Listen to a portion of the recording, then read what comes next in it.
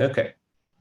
By the way, look at what I found. Mm-hmm. Do you know this? Yeah, well, I think I know it, but it's I'm not sure now if this is the first one because the first one has the original logo. So on my time, at least, we did not have this new logo. So it was, let me check, I think if I scroll down. But Yeah, this must have been black and white, right? exactly. No, actually, it was with the green. It was with the green. And then every LBG had its own addition to this picture. Yes. So instead of best, there was maybe some monument from their city. Yeah. Something exactly something specific to the place or to the university. Yeah, I remember that. Yeah, this book is from 2009, so it was for the first 20 years of Best. This conversation started just a couple of months ago when we said there was actually the brainstorming in a sauna in Trondheim, I think, and that's when the idea of Best was born. And here in this book, you can see that a few meetings happened in between, like in the first month of 1987, and then towards December, it was considered that a yearly international week was not enough to strengthen the relationship between the European universities. Therefore, the creation of a European association was hoped for. So it seems that this is when we will try at some point to go back in time. So we will try to find someone who was there in December 1987. I think you, Aurelian, were not. Yeah, I actually found myself a few person at that time because I think this text is actually taken from the first document called History of Best, and I was the one writing that. And I still have some copies of the documents from those first meetings. The originals I have given to the secretary of Best in 2002, I think, the ones that I collected. And then I noticed I still have two folders here with mostly copies. Yeah, I believe this book that Claire is showing is a book that was done for the 20 years of Best, and then they tried to gather all the information and put it together. Yeah. All right. Okay, how can I help myself in this? What do you remember? Well, your first memories. I joined Best in '96. Yeah. So before '96, I don't remember too much. As I said, I mean, in '99, I think I myself had this initiative to look back in the history of Best and write the first, kind of the first, I think, history of Best or what happened, and I tried to get into contact with some people that found it Best. It was actually difficult, but I think I found one of the previous one. It was a different time, I can tell you. I mean, in '96, Best was still a small organization compared to IAG or ISEC. So we were striving to be something, to be relevant. We have fought a lot to get some international sponsors for the international board. Yeah, it was. On the other hand, it was more challenging. So nothing was on place, you know. I mean, LBGs in most cases they didn't have offices, and we had to deal with the universities to get office space, and also for the international meetings, it was like difficult to get people together because everybody had to pay for its own travel, of course. So we ended there up, were no low-cost travel either. Maybe hitchhiking.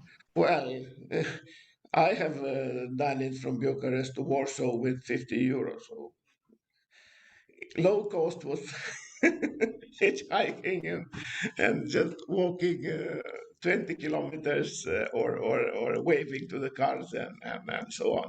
That's how we usually manage to get. And then it was a lot of stories when we met.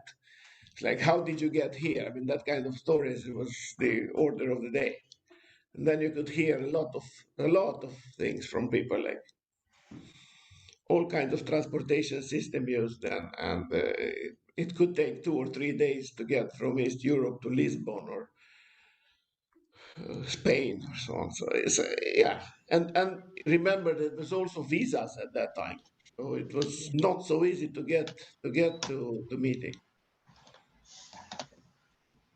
For Yeah, me, that's getting true. to Brussels in '97 for the GA, it was a travel of about 4 days, switching buses and cars and so on, together with some others from Romania. And we had to pass, a few countries that all of them required what is maybe what was called as a transit visa. So it was not just necessary to have a visa for Belgium, it was necessary to have transit visas for Germany and Austria, and I don't remember which other countries we have passed. So, So if you should talk about an anecdote of one of your travels, like which one would it be? I think the most interesting one was in Warsaw in '98. In '98, I was really low on budget because I was traveling more that year. So in November '98, we had this president meeting in Warsaw, and then I had like probably the equivalent of 100 euro. And that time I was using Deutsche Marks, so there was no euro. So it was Deutsche Mark. And I had probably about 150 left, and I had to go from Bucharest to Warsaw and back. And together with another guy from Cluj, we said, "All right, no problem, uh, we do it together." And then we started to wave the cars from Cluj, and then we got different cars to take us through Hungary and Slovakia, and the funniest part was when and it was evening, and then we had to cross the border towards from Hungary to Slovakia, and there was no car that wanted to take us, and then we decided to walk, and then we walked for 6 hours because nobody took us. So basically, we walked until 4 o'clock in the morning, and then we were so tired, we said, now we use some of our money to take the train to Poland. But then we took the wrong train because we were so tired. Then we ended up in the wrong train, and around, I don't know, yeah, that was in the evening. And then we woke up in the morning in one of these places where they deposit the train wagons. And we ate. We thought that we are in some kind of station, even though we haven't seen any other people than ourselves. And then after we eat, and we wonder, where are we? That time Google Maps, nothing like that. Then we went out, and then we just looked out of the window, and we see trains in each side for kilometers. We didn't know where we are. So we had to walk basically with the luggage, something probably about 20 minutes to the end of the train. And then we were lucky because we went into the right direction. And it was this place where there was a guy with 3 dogs sitting there and watching the whole area. And the dogs came to us barking, and we got really scared. And then the guy didn't know any English. We couldn't communicate. And just remember that I took had a map of Europe. Then I asked, he's like, where are we? And then he pointed with a pencil. So a small city in Poland, kind of 80 kilometers deviated from our route to Warsaw. So, yeah. And then he kind of realized in which trouble we got. So he guided us to the road. And then there was no car passing, really, for like hours. And then at some point, there is this bus coming. And then I said to my friend, I'm placing myself in front of it because this one is not passing without taking us. Then, of course, it stopped, and then we realized it was a bus with a lot of kids which were suffering from some pulmonary respiratory disease, and they were going to some sanatory. But then the guy said, okay, jump in. And then we jumped in. There were like a lot of kids looking at us, with, and hopefully one of them was speaking some English. So we could actually use that to translate to the driver which trouble we are in. He started to laugh, I remember, and then he deviated a few kilometers to put us in on another road that would go towards a bigger city, which finally we got in. And from that city, we took another bus to Warsaw, and we were in place after 3 days and a half or something like that. Well, that's quite a journey. That's one of the quite the journey that I had. By and the way, yeah, we sorry, no, sorry to interrupt. I okay.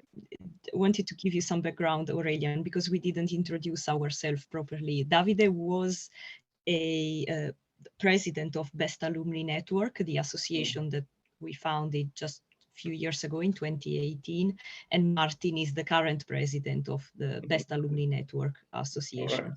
Very nice. And I recently joined the advisory board. So yeah, Martin and Davide, do you have any specific question? I have a lot of questions, but you go first. I don't have any specific question right now. Like I was more curious to join the conversation and eventually integrate. So if you have questions, I think you can go ahead. I don't know, Martin, if you have any. Yeah, same from me. Thank you. By the way, we've been alumni for about 10 years, between 10 and 15 years, the three of us, but I think it's a bit different for you, Aurelian. Well, yeah, I mean, I stopped basically dealing with best issues around 2002, if I'm not wrong. That was Yeah, my when last the event. euro was founded, basically, yeah, 2002. In 2002, I think the last event it was some event together with bonding in Aachen, and I was in the area. I had some internship at Ericsson Eurolab in Aachen, and that was I only heard about that event. I was not implicated in any way in organizing or participating. I only heard about it, and I was in the city, and I called them, and they said, "Oh, Aurelian, come here." And then we had a big party. And after that, I don't remember I have been to any other event. But I was also, I mean, since 2000 when I moved to Sweden, no, 99 I moved to Sweden, and then I was also part of the best in Stockholm here, and we organized the GA in 2000 in Stockholm. And then from 2000 to 2002, I was also in this Tigro committee called, it was for trainings. It was a committee dealing with trainings inside Best. So we have edited some books for trainings and also having a few sessions around Europe with different boards and the organizers. So at that time, it was, I mean, organizing a GA was a really big trouble. I mean, Yeah, I've I been was about myself, to ask. yes, I've been myself organizer of the GA in 98. So basically, as a person, you had to really conduct a lot of work and organize a lot of teams and find everything. So we basically didn't get too much, neither from the university or from sponsors. So you have to run for every single piece of things that you needed. It was like that. Not sure how is it now, if it's any way easier or not. But at that time, organizing a GA, it was a big thing because we were dealing about 200 participants in, let's say, maximum. In 98, it was probably 150. And then, of course, the number of LBGs just went up, and then it was like more. I remember in 2000 in Stockholm, they were more than in 98 in Romania. Yeah, I believe like the numbers more or less stuck around the same about the participants. Because I think we reached around 100 LBGs with 2 delegates per LBG. But yeah, you need to add, the organizers and stuff. So it becomes like quite a big event. It's always been a trouble, I believe. But yeah, of course, like troubles of different kind, right? So.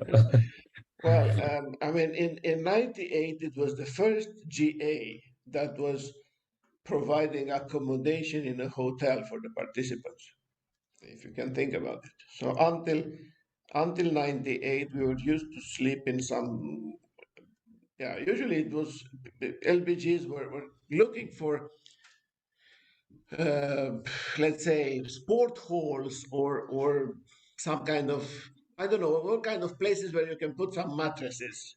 And then everybody was there. Then in GA we had a bit of luck in Romania. We actually found a hotel that was able to take everybody in, and we got it as a sponsorship, so it was for free. So the whole accommodation was for free. Wow, this was a big deal. Oh yeah, that was again. I mean, I even got criticism after that because we set up a new standard, so people were expecting again this hotel kind of treatment. And I remember the board has criticized that at some point, said that, well, that was probably not a good idea because the coming GAs would be, feel pressure to find similar things and so on. But this was not a luxury hotel, so it was more or less in the range of 2 stars hotels of today. But still, I mean, you had like rooms for 2 or 3 people maximum. So we kind of departed from that model with everybody sleeping in a sport hall on the mattresses. And you can imagine, I mean, once I got really sick as well, everybody was sick, in fact, and you can imagine how quickly the disease spread so at the end of the GA, everybody was sick. Okay, so yeah, I think the problems have been kept the same across the history. I think there was no single GA or PM without getting a flu around all the time.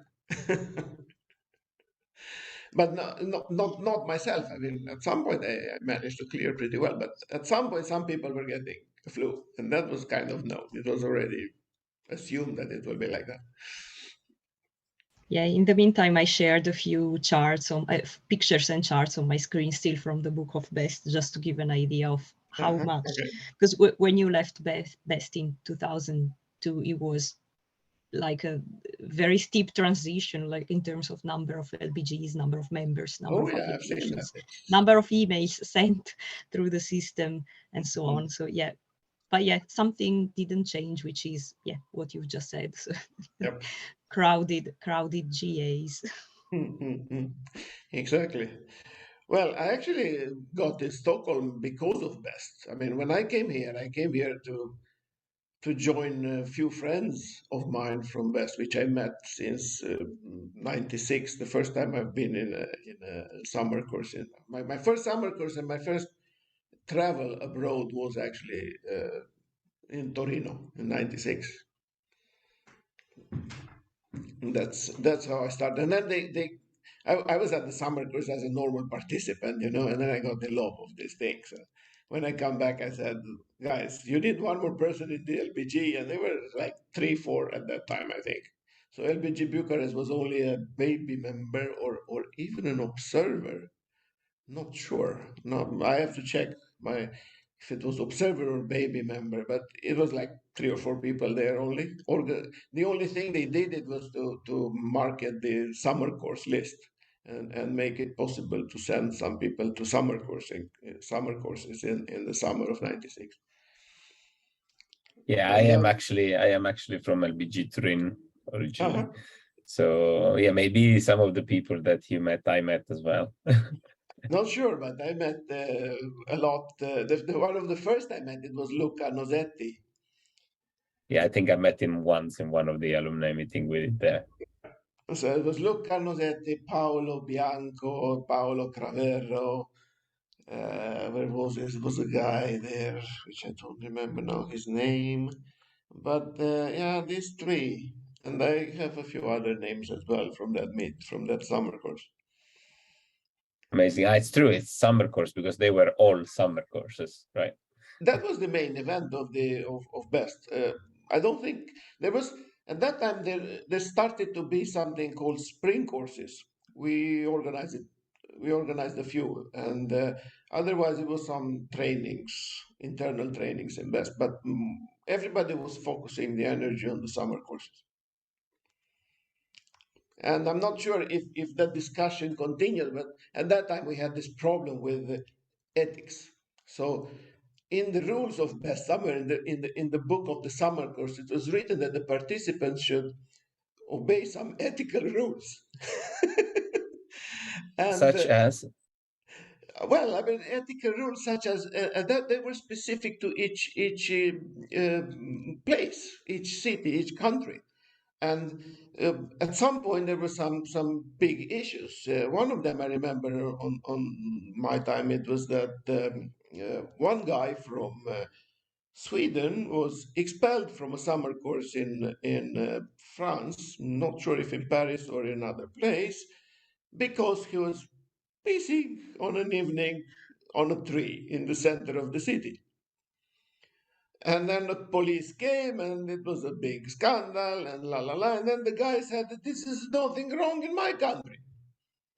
So I didn't do anything wrong according to my culture, you know? And then we started to investigate this thing. I mean, what is ethical in Sweden? What is ethical in France? What is ethical in Romania, in Hungary? Then we ended up in really crazy things, which it actually made us take away that sentence. Because it was impossible to find something which was ethical all over at the end of the day. yeah, And, that's and, and that was the first, I would say, that was the first time I encountered this multiculturality. And it was in a limited space, Europe, where you think that everybody's more or less the same and we understand each other. And even at that, even in Europe, we could find a lot of aspects which in some countries completely acceptable, in other countries completely not acceptable. So you might be expelled from a summer course for that behavior. Yeah, I think now it's a little different from that point of view. Maybe the rules are a little less heterogeneous, so a bit more aligned within Europe, maybe, but Yeah, we still have it is the, more. for example, code of conduct under Yes, discussion or this kind yes. of thing. So ethics, yeah, Well, it's I mean, that code of ever conduct, always yeah, evergreen. exactly. That was the document they actually tried to modify and describe how to behave in the summer course. And then we had all kinds of proposals from different LBGs on what to include in that code of conduct. So, for example, I remember in Nordic countries, they said, well, it's not a problem to get drunk. Not a problem to get. And then we got some proposal from other LBGs, especially Eastern Europe, said this is not acceptable for women to get drunk. You can't imagine how modern this topic is. So yeah, some things don't change over Exactly. 25 years apparently. Oh, yes. And in some countries, it was not allowed to drink in public. It was not allowed to drink on the beach. It was not Yeah, allowed to drink yeah. under 21 years old. In some other countries, you could buy alcohol after 18, but you could not drink until 21. I mean, these kind of crazy things. And the organizers of the summer courses were like in big trouble because you're faced there with like 20, 25 people which really want to have fun. And then, and then you end up with the police at your door because of the things they do in the city in the evening. there is So, there is no good party that doesn't end up with the police, isn't it? oh God, I mean, Exactly, that's the standard. yeah, even in my let's say events that I have directly been involved in, even being organized, like main organizer. I was the main organizer for one summer course in Bucharest. Then I also helped the guys in Cluj to do that. And we ended up with the police coming. It was like bringing me the Norwegian guy. It's like from Trondheim. It's like, is this guy with you? Like, yes. And they couldn't speak English with him or anything. And then we ended up in different discussions. And of course, at the end of the day, everything goes fine. Hopefully, it was never a big problem. And I would say, thanks God that we never dealt with drugs at that time. So I can tell that at least until 2001, 2002, when I went out, I haven't ever heard any marijuana or powders in best events. Not even I heard I I discussions. I think this has never been really an issue in West, at least not that I recall. Yeah. That is impressive because I would say that basically kept the events free of real troubles. You know, I mean, Yeah, yeah, I agree. But yeah, some events that end up with police or hospital. well, well, I myself, I was not really into such places. So I remember small accidents. We used to drink a bit more than normal during the international evenings. I'm not sure how it is today, but at that time, everybody brought some bottle from home together with some food. And then we Yes, ate and mixed all kind of things. And it was not so much about the amount of alcohol, but mixing things. Uh, I mean, just take some Porto wine from Portugal and Brzubrovka from Poland, and I remember a big headache. And I drank only this much of it. So yeah. yeah, because you want to try a little of everything. Fair enough. Um, Exactly. So I mean, it was more of in that line, but it was pretty fun. It was pretty fun. Yeah, actually, International Evening, I think it remained the like sort of Core of the summer course. key party. I was wondering, was the cantus already a big thing back then? Oh yes, we used to sing, but we used to sing. Now you reminded me about one of the reasons I didn't join anymore the events of Best after 2002. They started with this song, which was more Indian or something. That was not really on my generation taste. I think it's Tunak Tunak. Exactly. Yeah, it became very popular. Well, we had Yeah. other ones which were more popular, coming from the Italian repertory and also containing some bad words sometimes. Yeah, yeah. I understand. I think like things of course change, but there are some that stick more than others. Mm. So yeah, well, that's how it is. I guess like the Is, it, is, English. that, is that song with the numbering still ongoing? Did you guys got it? Yeah. It's still there. It's still Okay. there. I have a question, changing completely topic now, about competing student associations, because I don't know how it was 20, 25 years ago, but now it seems that there are several student organizations, some local, some international. So Mm. it's not so easy to find new members because like there's a wide range of choices, basically, which student organization you want to join. It's not just best. There are so many, it's hard to choose. So yeah. Well, that's a good topic actually to discuss. At that time, it was ISEC and IAGA. That was quite big. And ISEC was not for us, it was for the economy students, but they were a really good example. So we looked a lot at ISEC at that time. And then we took a lot of their experience to grow best as well.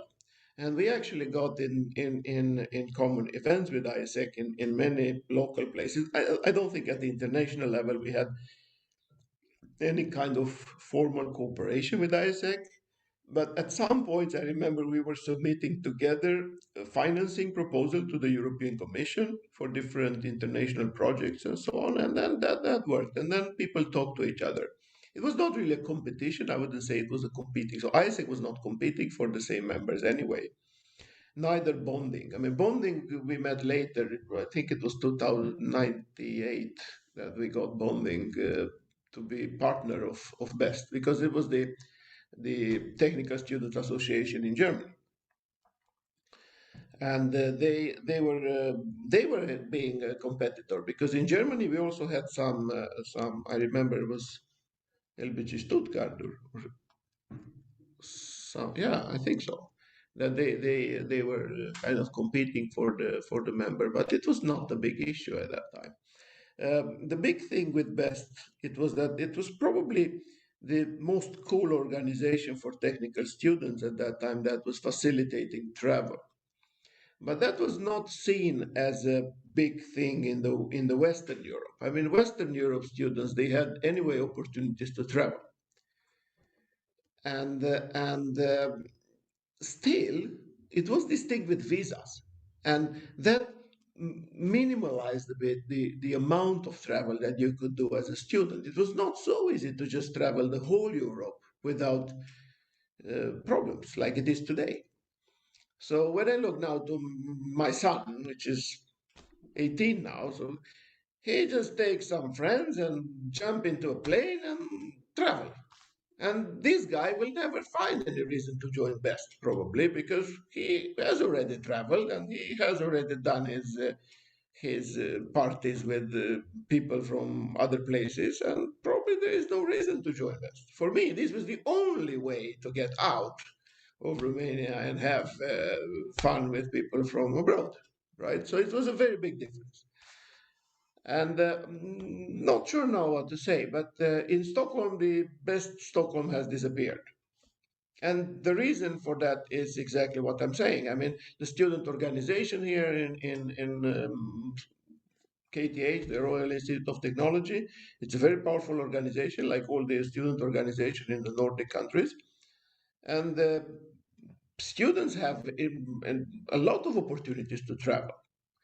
And the thing is, they don't know about this thing with the summer course, because if they would try it once, they would probably want it again, because this is not like going somewhere alone for 3 months or 6 months and living on a corridor and doing courses in a university. I mean, this is like 2 weeks, very intensive, very much fun, and so on. But it's very difficult to get people to participate in such events when they have many other options. So this Yeah, is one of the reasons the Best has disappeared in Stockholm, and not well, the only paradox Stockholm. is that in Stockholm they had probably one of the best support in terms of alumni. I mean, I'm not the only one here. Actually, I was probably the one which is the least important, because here in Stockholm there are people which are from, let's say, 5, 6 years before me in Best, and they were couching the LBGs and so. But at the end of the days, I remember, I mean, even in 2002, the majority of Best Stockholm was actually not Swedish students. They were exchange students. And at some point, it was pictured that the Best is an association for the exchange students, which they couldn't be so easy part of the student association, because in the Yeah, in some cities, in some universities, that's still the case. yep. Yeah, I believe like this competitivity of Best over other kind of activities.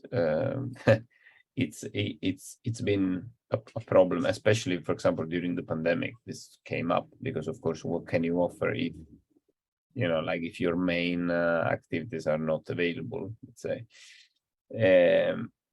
And yeah, I think it's part of the life of things, right? You need to evolve and adapt to what the current time requires. When Best was born, it was feeling the necessity of people to connect Exactly. back in the days.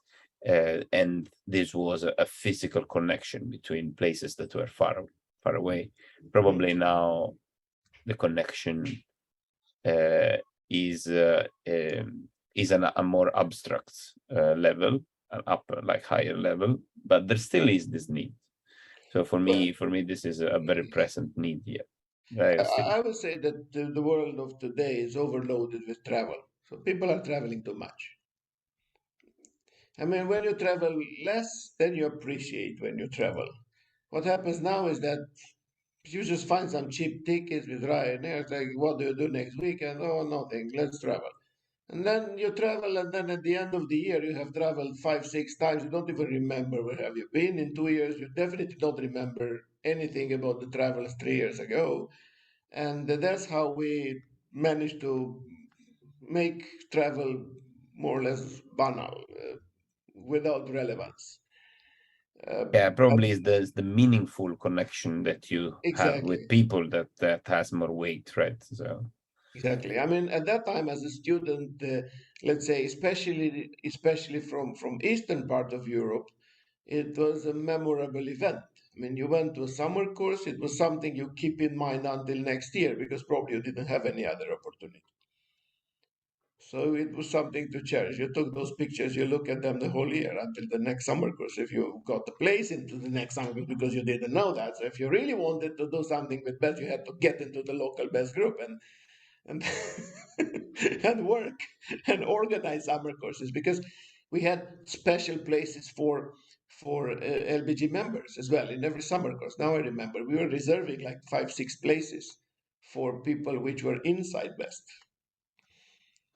So we could actually motivate our own members to with a place in the summer course. So they didn't take the risk of not being anywhere at that time, I would say.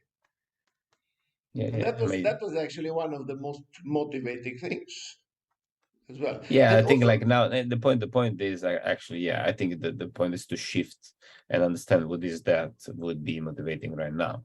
It's also true absolutely. that you may just change a bit the kind of audience, I believe, because back then, the motivation was the travel itself. No, And no, then no, no, not only. The yeah, motivation was the travel and it was the cultural differences. This was really challenging. I mean, myself, I felt the same thing, and I talked to other people at that time, and they had the same feeling about, there were so many nations in Europe, and a summer course or a GA or a PM was that great opportunity to meet people from every country in the same room and have the same, have party with them. So you could actually meet, and that was more or less the main driver for the Western students to participate in these events because otherwise they could travel pretty easy, and they also had much more money than myself, for example, for traveling. So then I wonder, why are you guys implicated in this? And they said, this is because we are curious. I mean, for them, it was not easy to visit Eastern Europe, right? And then when this LBG from Ekaterinburg joined, like everybody jumped to see Ekaterinburg. And then they saw how it is to stay in queues and get visas for Russia and so on. So because these things you don't know. I mean, if you lived in Italy or Germany, you didn't get the visa when you come to Romania, but we had to get the visa to come to Italy. So they skipped all this thing with getting visas, and not only visas, transit visas as well.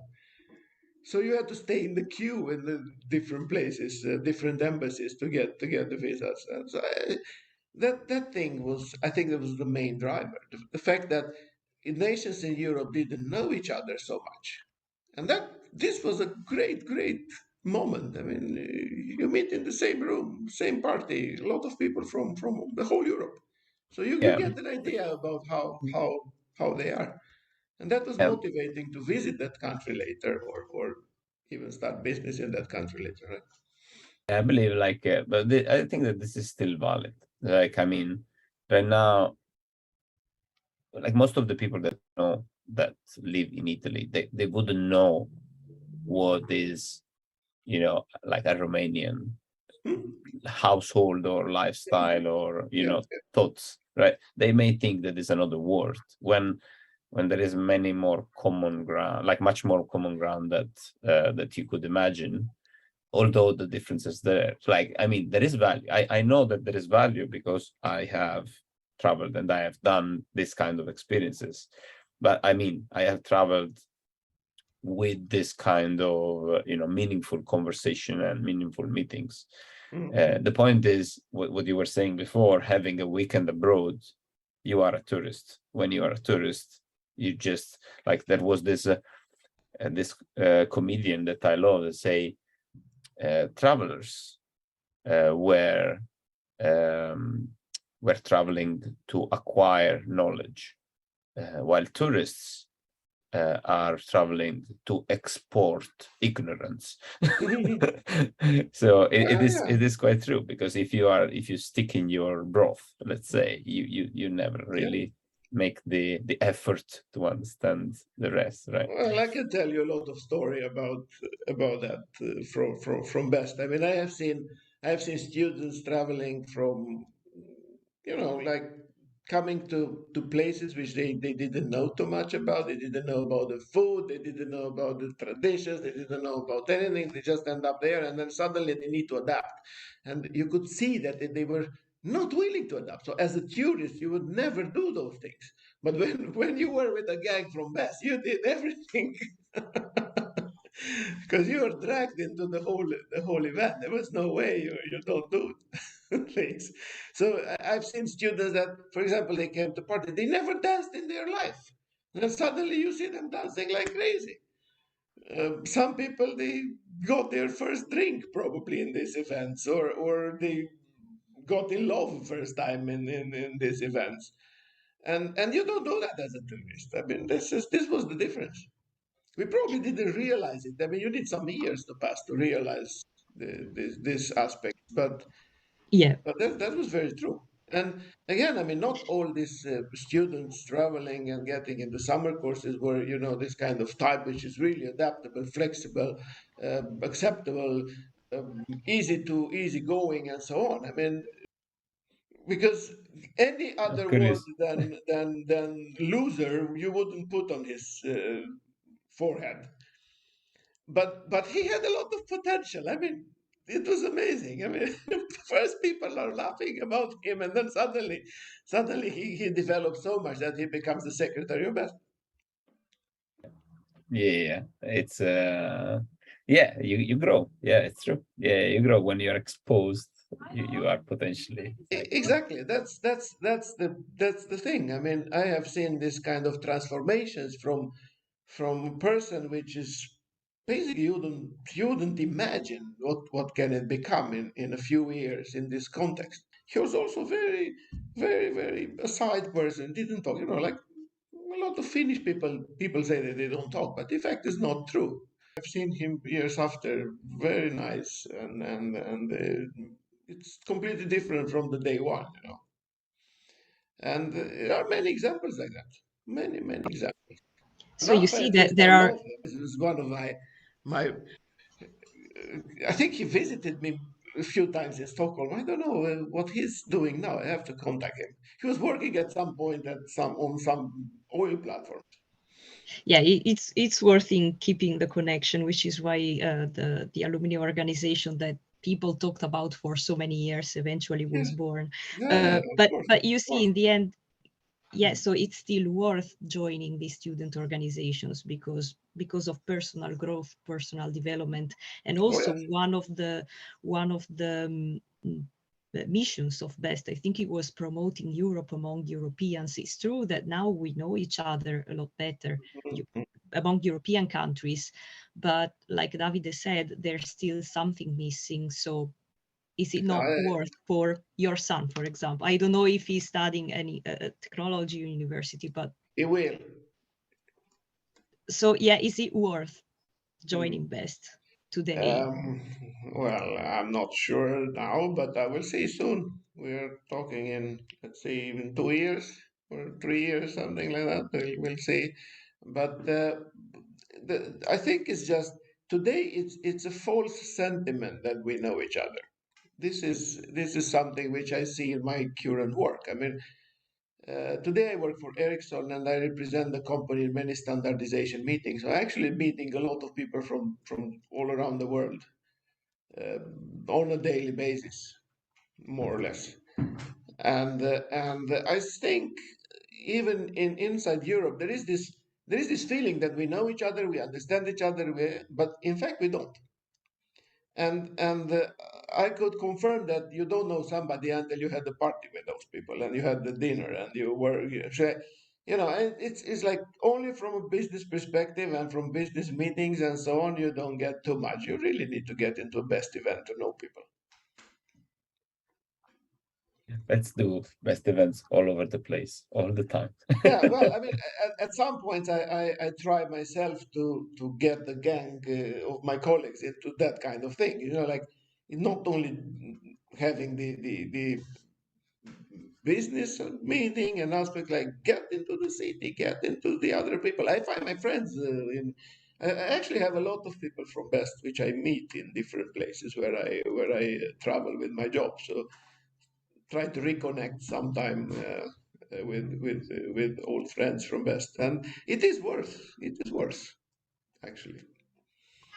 So talking about this, about reconnecting after many years, so as alumni, um, when did you recall any discussion about alumni organizations and organizing something among alumni and also between alumni and students? Well, I am subscribed to that alumni list. From time to time, I look on those emails, but I have to agree that I didn't. Well, I was not really getting into anything, and that's simply because I mean you have that feeling that things are going well. I mean the whole thing works, is excellent. Best I see, I monitor. I mean I still see what they're doing and how they are doing, but I don't interfere. Well, unfortunately, I'm not in any position to help best with the sponsorships or other kind of material help. But I would be happy if, I mean, when we had the best in Stockholm, me and a few other alumni, we were regularly meeting them and helping with training, advices, and so on. Event. We actually had for a long time we had the alumni meeting here in Stockholm, where it was combined with the meeting for getting the new best members instated as well. So they didn't know about it. They were doing some tasks in the city, and then in the evening they were really tired and getting to the best office where there was a big party. It's like the whole alumni gang was there and waiting for them with a lot of surprises. And What's the biggest thing that alumni could give to other alumni or best students in your opinion? For example, we are about to launch a new iteration of the mentorship program, but that's just an example. Yeah, you mentioned sponsorships, but I was thinking about something maybe a little more disconnected from best, so not necessarily financial contribution or enterprise contribution or offering internship, but more something that strengthen the connection between people and help them get to know better, because like you said, we are more connected, but it's a false feeling sometimes, like a false connection. So what could alumni provide in your opinion? The mentorship program is just one very easy example that I have in mind because we've just launched it, but maybe you have other ideas. Well, probably you don't need other ideas. I mean, mentorship program is probably the thing that would have the greatest value for a current member in the best organization.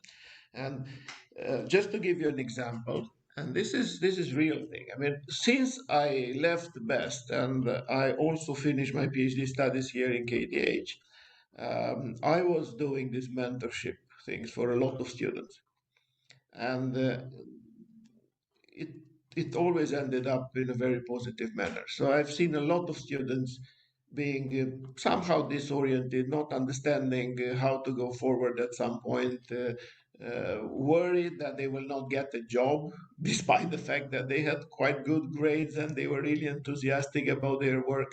So and I remember, I mean, we were in the same situation sometimes. I mean, you don't know your potential because nobody tells you. That's the simple thing, and that's what I tried in the last 20 years, in fact, to tell to all the students I coached, and they were not few; they were a lot. So the main message is to show them that their potential and themselves are very valuable for the society and for the industrial environment and for you know for everybody, because people don't get that. I mean, you cannot see it, right? They tell me, well, people are, for example, remember a lot of conversation of that type. I tried to find a job. I sent 500 CVs and nobody has answered, and so on. And that company prefers people with experience, not like me. And I tell you, I work for Ericsson, and we have a huge difficult time to get the right people. We have indeed thousands of CVs, but you cannot pick one. And the great thing with students is that they are not biased by other companies or organizations or so on, so they can grow inside your company from zero. And that's why we actually pick a lot of times, like new students, new grads, really good. Then with the right coaching, you just got a great colleague in time. And I have those in my company, a lot of them. I meet them every day on the corridors. So And what about those who have maybe a couple of years work experience? So they are not 100% fresh graduate. They have a little bit of experience. it doesn't matter. I think everybody can find a mentorship useful at some point in time. And what we have invested right now, after so many years, we have a lot of people like me and you and many others that we are sitting in good positions. We are driving companies. We are representing companies. We have seen how the whole process of developing as an engineer works, and this is exactly what we can teach them, and we can help them. And here in Sweden, there is a big queue of students that want to have a mentor. So the student union here at the Royal Institute of Technology has every year this program where they select about 40 students out of several hundreds or thousands they have in a year, and provide mentors from the alumni of the university, like myself. And every year I get one. And then we have these meetings together with all mentors and all students, and so on. It's really nice. But in principle, I'm supposed to have meetings with my own mentee. And I have got a lot of friends, I can tell you. So every single year I have one of these students, which over the year I kind of managed to give another perspective about what is it to work in a company, and what is to do a PhD, what is to be, like 10 years or 20 years after his time, what can it be and how does it feel? And I think for most of them this helped a lot, or at least this is what they tell me. I'm not sure if they tell me only because they want to make me feel good or not, but I see how they develop, and at the end of the day, everybody gets pretty well out there. And what would you say if you could meet your, for example, 18-year-old self? What would you tell him? Or you can pick a different age, not necessarily 18. What's the piece of Well, advice? I mean, I was exactly like these students I meet today. I mean, you have that feeling that, well, you're not important. You're just a student. You want to get a job, and nobody wants you because you don't know exactly what to do, and you don't know anything. You have no experience. That the company wants only people that next day they can be productive, and so on. So there are a lot of such ideas which you believe there are true, but in fact there are not true.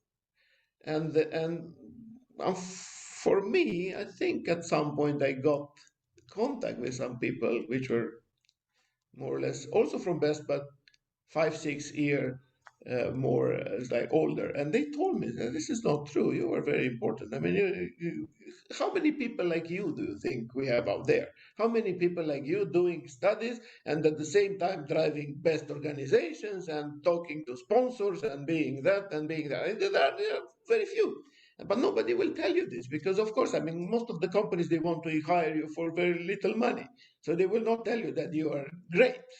No, because then you would like better paid probably.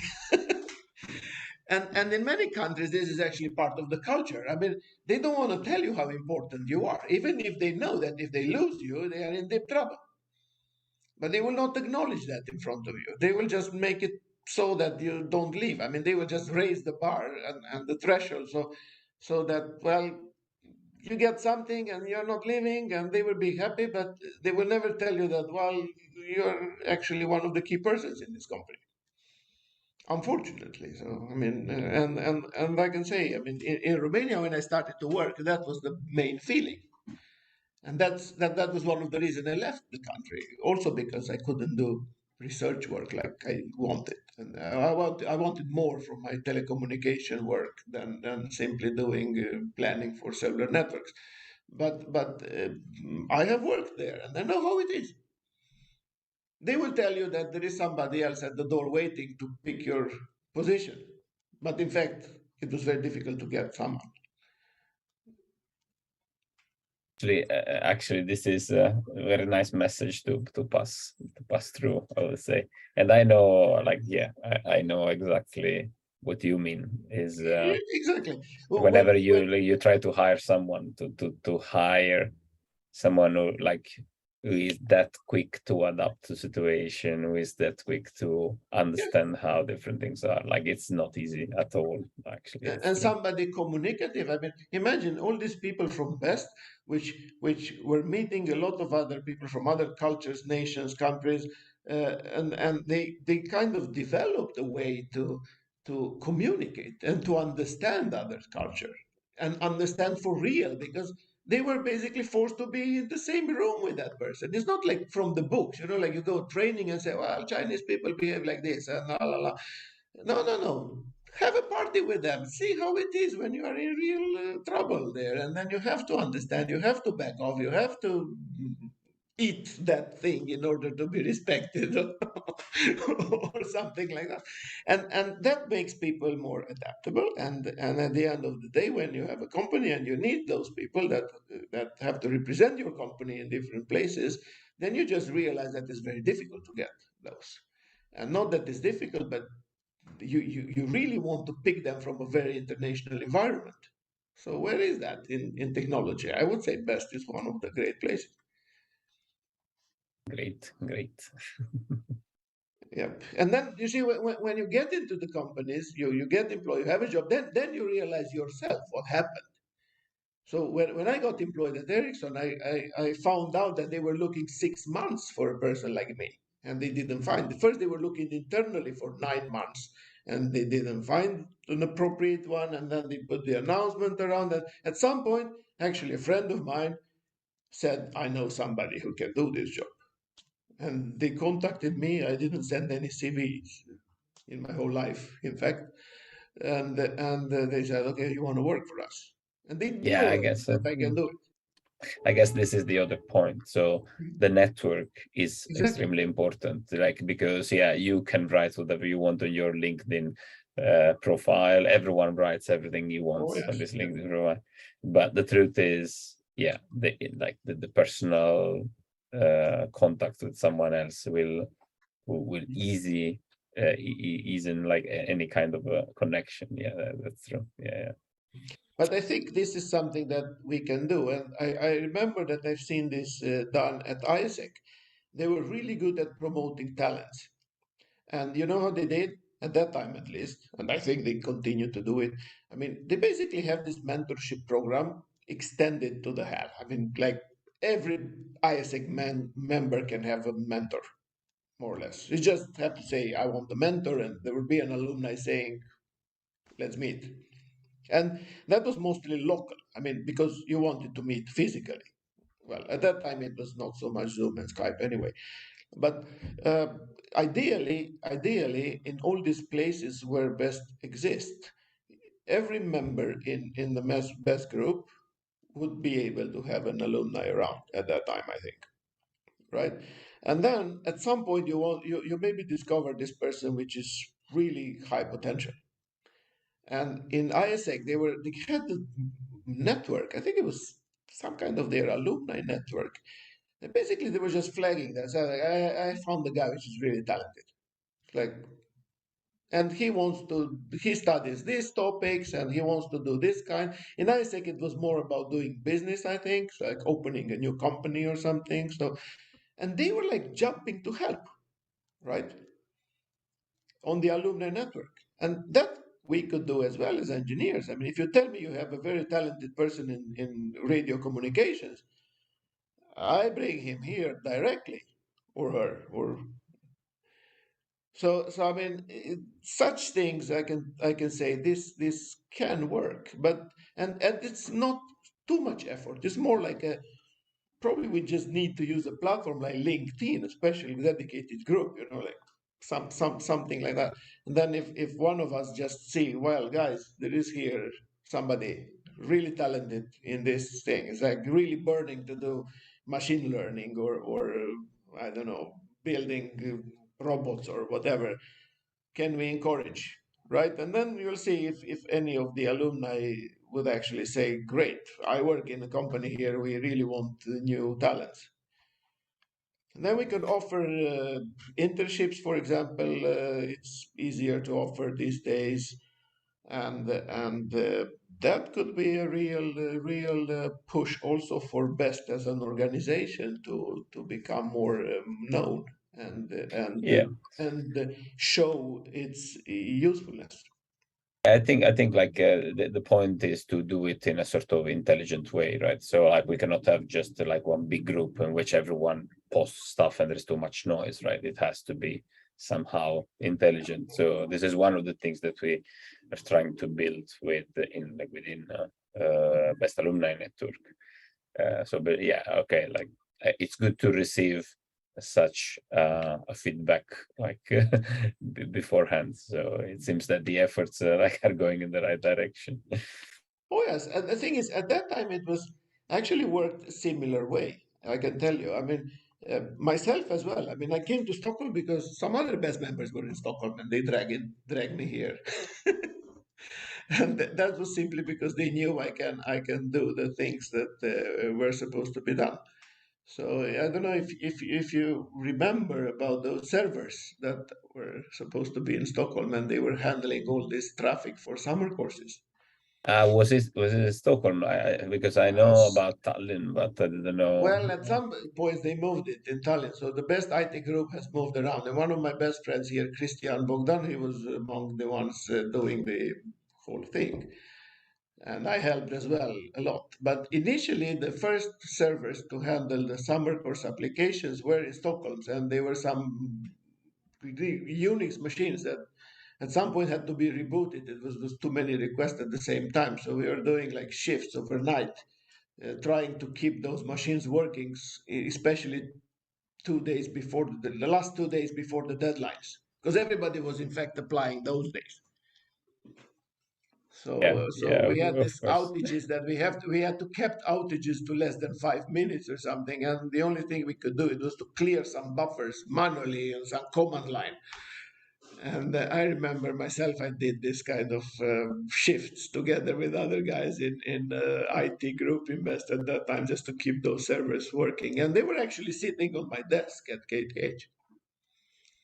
At that time, I Yeah. was doing my PhD studies.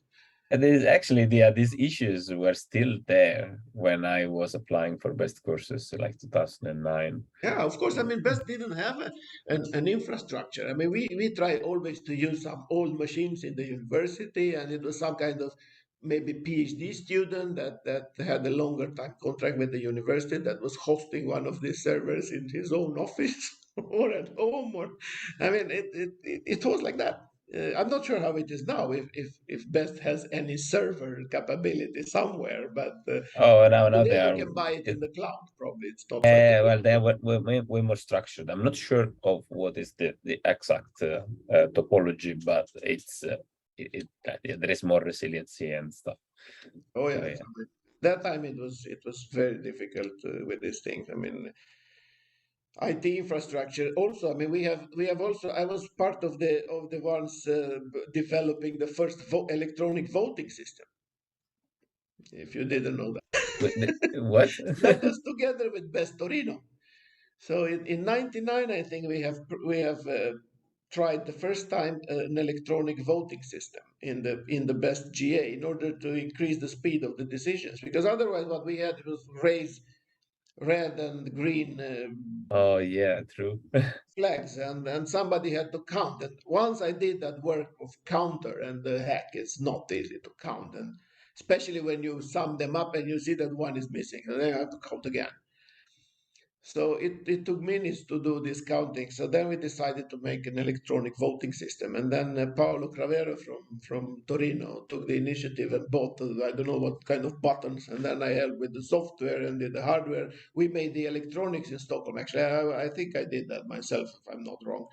So we put together some microcontrollers there and made the bus with a lot of thick wires to go through the whole room.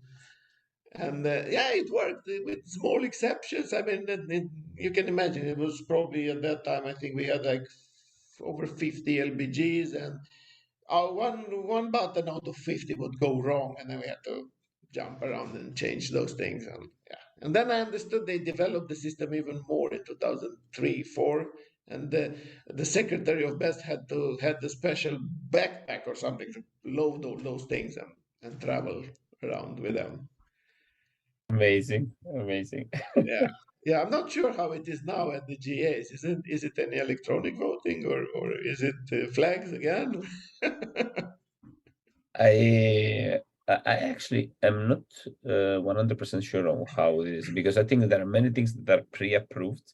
So there is the voting before, like the proposals Okay. are done like online, but there is some stuff that is still done during the GA, and I don't know how it's voted actually. Funnily, we had it with Rising Hands in 2009 Hmm. in Ukraine, but it It was was still rising hand, yeah.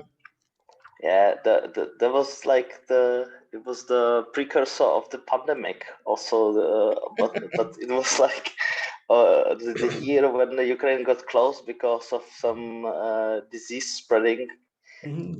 and they had to postpone the meeting Yeah. to some uh, strange place in the woods, in a little bit of nowhere. And yeah, it was funny that you mentioned that some people complained about me, Jay, moving to hotels. As I got this like from the other side. They were right, because people were complaining they had to stay in a hotel that was not really up to the standards. Well, I mean, that's true. I mean, it's as I said in the beginning, it was not easy to find hotels to sponsor the event, and asking people to pay for that was also very difficult because LBGs they didn't have a budget for traveling of their members to GAs. So I don't. I remember even the LBGs in the Western countries they didn't have that, and so people were paying themselves for everything. So it was on our own money. I remember only in 2000 or 2001, once I got paid by the board to go to a training session for the board. And that was the first time I got paid for travel in Best, and I was really happy not because I saved the 150 euros or something like that. I was very happy because this happened, because this was a sign that at least at the international board the budget started to grow a bit, and these guys sitting in the international board, at least they had partly of their expenses covered by the budget of the board. Yeah, And yeah, after that, I understood that the budget just went up all the time, so they had the money to travel, so they didn't have to yeah, pay like that. themselves. There have been some uh, Ups and downs. fluctuations, let's say. Yeah. Right now, yeah, I guess like there have been a bit of issues with again the pandemic, but even before the pandemic, they're like they were trying to understand whether, because the especially the GAs were getting very expensive. So yeah, but it's fine. I think like it's all experience that they get on how to manage funds, to prioritize stuff, and Yeah, I take agree. take decisions. Take Yeah. decisions. Yep, yep. I agree. And as I said, I mean the experience is the one driving people forward, and that is something that we can tell. So I remember one of the interesting things was to see, for example, students coming from really rich families. It's like people used to travel business class by plane. They never slept in a sport hall on a mattress, and they did it. Not only that they did it, they came to the next event to do it as well. And you tell me what was their motivation to join such an organization that will put them on the floor in Belgium? The heck, I mean, we all got sick in that sanatorium. So in '98 in Belgium, they hired a sanatorium somewhere on the seashore. I don't remember the name of the place, but it's somewhere here in my Well, mind. for sure was not a sanatorium, but was a this sanatorium. It was called now it was called Zee Preventorium. It was a place for kids, I think, for treating some respiratory diseases or something. And during that period, during the spring, was not used. It was mainly used in the summer because in the spring it was 5 degrees in that place. I mean, when we went for the GA in the beginning of May, it was a hell of a cold, and then hopefully I had my sleeping bag because the only thing we got it was a plastic mattress, so you couldn't get warm on that plastic. I can tell you. So hopefully you had your. But they said that we should bring our um, everything needed, and I think it was like at maximum. In the morning, we probably had about 15 degrees there because we were warming up from so many bodies in the room. The history really tends to repeat. The GA in Ukraine, that wasn't 2009, but 2008, I think. But anyways, it was a former tuberculosis sanatorium called Oh yes, Kalinka. yes. I think that was the one in Belgium too. And yeah, and we had hot water for 2 hours a day. Now I remember. Now I remember a similar story. Yes, exactly. We had also limited with warm water, and the showers were common and so on. So we were like a big football team there. It was crazy, but it was crazy, but it was fun. And again, these kind of things. I mean, you could easily see people going over their own barriers in order to get there. I mean, I don't know, but I've seen a lot of these cases. I mean, somebody that never took a shower in a common shower, they still had the shower in a common shower, and of course they felt a bit strange, but well, that's how it is. I remember for the Nordics, this was a pretty common experience. They didn't have any problem to just walk naked in the room. It was perfect. I mean, there was girls there too. And nobody cared. They didn't care. For me, it was completely out of the blue. I mean, I couldn't even imagine coming from Romania. It was impossible to imagine something like that. It's like even going into a sauna being naked only with the towel. I mean, that was something you couldn't think about. And then suddenly you end up in summer course in Sweden. You have to do it. Not only that, you jump in the lake too naked. Yeah, that's one of the experiences that you remember, right? You were saying we travel a lot, and then we don't. Sometimes you don't even remember what you've done in the past 12 months, but when you do something like that, And you you remember build some after 20 memories. years. You remember after 20 years, maybe even more, I think. Oh yes. I mean, Aurelian, now that you it's been trigger me, that I fantastic. remember much more. Thank you very much. I become much more happy this morning. Yeah, I think it's the same for the three of us. And I mean, we've been holding you for over an hour, and I think, yeah, we have other meetings to join. But yeah, thank you so much. And I think we will get a lot of questions. Which are you on any social media like Facebook, like us dinosaurs, which I am on all social we media. obviously don't have Instagram, but are you on No, yeah, Facebook, LinkedIn? I am on all, but I'm using mostly LinkedIn and WhatsApp and Telegram. That's what I'm using mostly. But To LinkedIn is pretty connect? okay to connect me because I have the notification activated, so I see when people connect me or contact me on LinkedIn. That's pretty good. Otherwise, I mean, WhatsApp it's even better. Or if you really want to reach me immediately, then it is possible. But I'm not sure if you need that. Yeah, I guess not like exactly. LinkedIn is going to be a Yeah, otherwise, good I way. still read email. I mean, it's one of the things which, for example, my kids, I have a big problem with them. You know, I send them emails with links and so on, and they don't open it for like 2 months. Yeah, this is like a widespread issue. Is not between like Hmm? only between generations, but it also within the same generation. Like I don't know. I send emails to my colleagues and they don't read it unless I tell them to read the email. Exactly. Yeah, exactly. Or you send such a link where they click, they actually opens Gmail on the browser. That is But quite by the way, that could be also an interesting thing for the alumni network. I mean, now is the time to see our kids getting into university. So I'm curious to see if there are already some kids of the best members from before there joining. already have been. There already have been. Yeah. Yeah, why not having some articles around that? That would be interesting to see. I mean,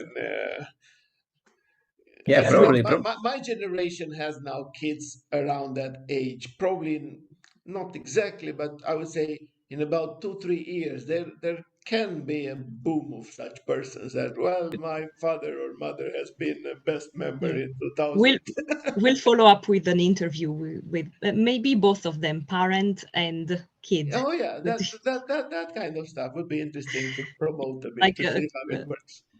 cross-generational interview. Any Oh, final comments from anyone? No, I think like I'm quite happy with with the conversation. This like this will be the highlight of the day for sure.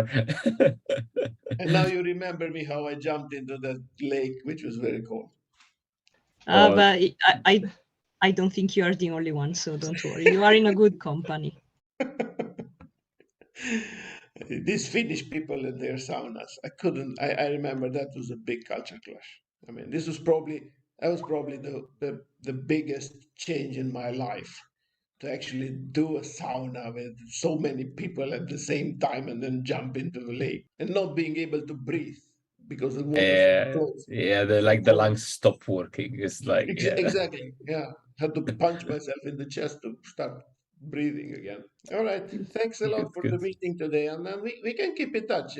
Say if you have more initiatives, maybe we can Yeah, find. like I said, we did launch a mentorship program, so you are Yeah. very welcome to join. But Put that me will on be the list. managed by Best through their career center. So they will do Yeah. the Yeah. match. I don't know how it will work. Mhm. But yeah, But I think that is probably the thing that can make the both the alumni organization and best more relevant for the society. Yeah. Because these mentee programs, if they are driven correctly, they have a huge success and people appreciate them a lot. Yeah. It is very important. I believe, like from a best alumni network perspective, we need an increased number of alumni to join the organization. So I I think we think you have have already a lot. Alum- not so Alumni? many. No, no. Like I mean that are members of the organization, not so many. So we have a lot of alumni. How We many? have a How lot of many? people, How many are members, paying members? something like 200, I think, right now. Very little. But Very little, 160.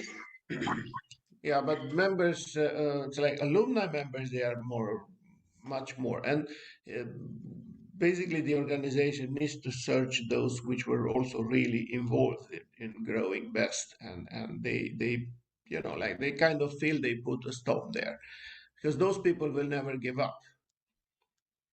Well, that's the hope. Like we're trying to give to spread the message. The idea is also, to make them understand that it's a different kind of commitment, right? So this is like we are alumni, we are not students anymore, so the time is way more weighted. But yeah, it's a bit hard to sort of pass the message. So we're like, we're doing our best. Most likely what we will need to do is to strengthen our local That's the thing. local groups. Actually, what the key would be to decentralize the whole alumni network and do it like best is. I mean, have the local alumni best group, which is driven by some person that keeps contact with the people from that place, and it can also match some mentees with mentors and so on, and in this way things can grow much easier uh, compared to a case where somebody would actually try to do this centrally for the whole Europe. Yeah, yes, there is some effort being put in that. So yeah, probably what will come now is an offer to be the center point for the alumni in Stockholm. Well, I mean, I wouldn't mind actually, and I'm pretty sure I have a lot of support from the former alumni here. I mean, we are meeting actually. Sometimes we have beer, and we are so sorry that the best in Stockholm has disappeared. But Maybe definitely that temporary. would be possible. I mean, and the best alumni organization. I mean, that can be even organized as a non-profit organization, registered separately, and managed by like adults. I mean, seriously speaking, it can have a budget. It can have like a small non-profit organization. In Nordic countries, this is very common way of organizing everything from football clubs for kids to whatever senior clubs for pensioners, and everybody organizes in this formal manner. And Yeah. Well, actually, I think what we wanted to do with Best Alumni Network as the central one is to give the possibility to have such groups without the necessity for them to be formalized internally. So, like, I mean, yeah, we can provide financial and bits, and the local group can focus on the activities, for example, and yeah. Well, I mean, so you don't need to organize as a non-profit organization with the this all these tax numbers and so on if needed. If you don't have some activity which involves uh, financial operations. But I mean, if it remains only to the level of mentees, I mean, you probably don't need that. And that's how it should start it. And then you let people see if they want more. yeah. But I would say that this would be probably the good way forward for the alumni organization to start actually relying on local power, and find the right person in the right place to keep contact simply with the rest of the alumni, search them, get them back into the system, and ask them if they want to help a student, to just guide a student in their path towards um, life. And I'm pretty sure most of them will. Okay, that's something to I mean, something to as I structure a said, I bit mean, more. Yeah. I'm not sure about you, but I mean, we do this work even today through our companies, through our universities. As I said, I mean, it's at least here in Sweden, and I guess in many other countries, it's like that. Like alumni are contacted in order to give some help to either students in the university or even in our company when there is a new employee that I might be asked to coach that person for a while. But that's Yeah. completely different. That's completely different. I mean, that's completely different. Then you deal with people that have finished school, they are pretty mature and so on. Here we deal with students that might be in the first or second year, and that's exactly the most sensitive period, I would say. I mean, that's exactly when you need this guidance and you need the perspective of how the world looks in 10 years from now. Yeah, it's true. It's true, actually. And there is very little mentorship offered to those people.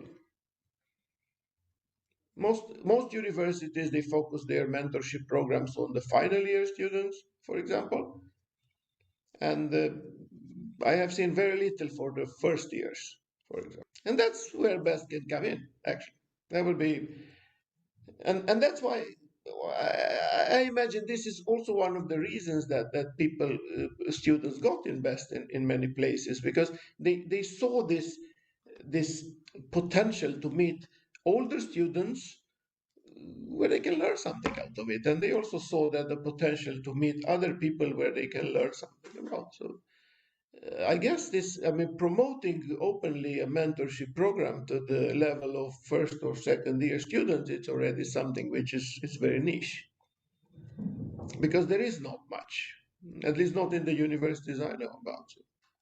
No, that's true. I agree. But Aurelian, when you organize any alumni meetings in Stockholm, do let us know, because if any of us is by chance even passing by Stockholm, yeah, other people can join even if they don't live there. Let us know. Okay. One of the goals of Best Alumni Network was to promote local events, not just organize events. Organize events we can do like once or twice a year, but promoting local events is like what we really want to do. So do let us know. Okay. Well, let me think. Probably after summer, I can call the gang for a beer. So I will contact some people and ask what do they think. So I would imagine that sometime in end of August or September, people will be gladly coming to meet. Just need to find a nice That's good. place. That's the thing. I mean, we have one constraint is out in our cases because we are able to pay for the beer and for coming to a place, right? So it's not such a big deal anymore. So we can fix it, no problem. So let's It's just meet. yeah.